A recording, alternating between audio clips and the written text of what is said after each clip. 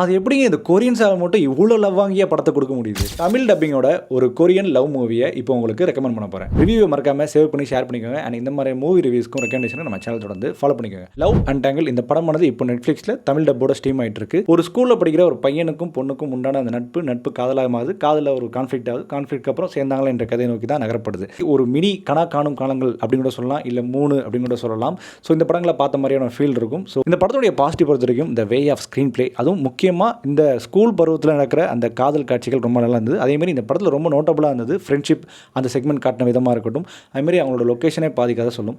So Koreans பொதுவாகவே இந்த love படங்கள் இருக்கிறது எக்ஸ்பர்ட்னு நான் சொல்லுவேன். ஏன்னா அவங்க அடிச்சிக்க ஆளே இல்லை.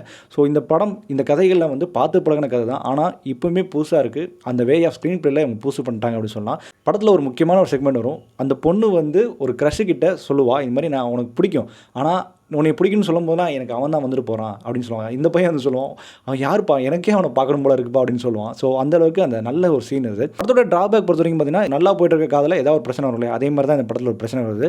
ஸோ பிரச்சனை வந்து டக்குன்னு சேர்ந்துடுறாங்க. ஸோ அந்த கான்ஃப்ளிக்ட் பெருசாக இல்லையோ அப்படின்னு தோண வைக்குது. மற்றபடி ஒரு நல்ல ஒரு படம் தாராளமாக பார்க்கலாம். இந்த படம் இப்போ தமிழ் டப்பிங்கில் ஸ்ட்ரீம் ஆகிட்டு இருக்குது. ஸோ எந்த ஒரு கண்ணை சுளிக்கிறமான காட்சிகள் இந்த படத்தில் கிடையாது. ஸோ இந்த மாதிரியான மூவி ரிவ்யூஸ் அண்ட் மூவி ரெகக்னேஷனுக்கு நம்ம சேனல் தொடர்ந்து ஃபாலோ பண்ணிக்கோங்க.